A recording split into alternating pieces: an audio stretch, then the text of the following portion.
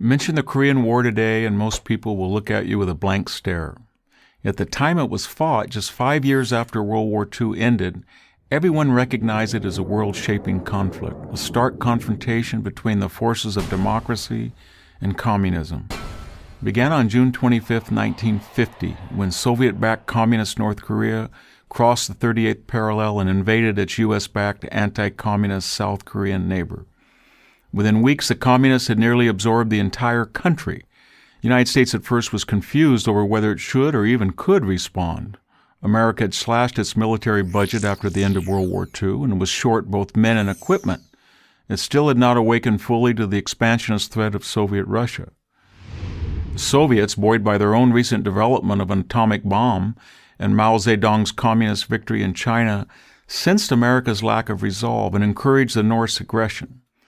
Yet within weeks, President Harry Truman rushed troops to save the shrinking Allied perimeter at Pusan on the southern tip of the Korean peninsula. By late September 1950, General Douglas MacArthur had successfully completed the Incheon landings and launched counterattacks. He quickly reclaimed the entire South and sent American-led United Nations forces far into North Korea to reunite the entire peninsula, only to be surprised when hundreds of thousands of Chinese Red Army troops crossed the Yalu River at the Chinese border and sent the outnumbered Americans reeling back into South Korea. Thanks to the genius of General Matthew Ridgway, who arrived to assume supreme command in South Korea in December 1950, over the next 100 days, U.S.-led UN forces pushed the communists back across the 38th parallel. The fighting was fierce. Seoul, the capital of South Korea, exchanged hands between communist and U.S.-led forces 5 times before it was finally secured. During the years 1952 and 1953, the war grew static, neither side able to deliver a knockout blow. Eventually, the conflict ended with a tense armistice in July 1953. For over the next 60 years, a Cold War persisted between the Stalinist North and what by the 1980s had evolved into the democratic economic powerhouse of South Korea. Over 35,000 Americans died in the Korean War. The war marked the first major armed conflict of the nuclear age, and one in which the United States had not clearly defeated the enemy and thus not dictated terms of surrender. Was fighting the Korean War and restoring the South without uniting the entire peninsula worth the huge cost in blood and treasure? The natural dividend of saving the South was the evolution of today's democratic and prosperous South Korea that has given its 50 million citizens undreamed-of freedom and affluence, and has blessed the world with top-flight products from the likes of Hyundai, Kia, LG, and Samsung.